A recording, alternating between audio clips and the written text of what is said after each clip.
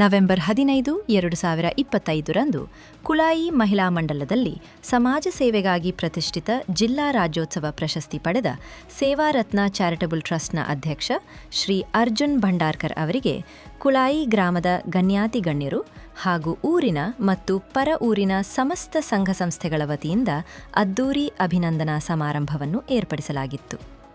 ಯುವ ನಾಯಕ ಶ್ರೀ ನಂದನ್ ಮಲ್ಯ ಚಳಕೇಡು ಸೇರಿದಂತೆ ಹಲವಾರು ಗಣ್ಯರು ಮುಖ್ಯ ಅತಿಥಿಗಳಾಗಿ ಭಾಗವಹಿಸಿ ಶ್ರೀ ಭಂಡಾರ್ಕರ್ ಅವರ ಸಾಧನೆಯನ್ನು ಶ್ಲಾಘಿಸಿದರು.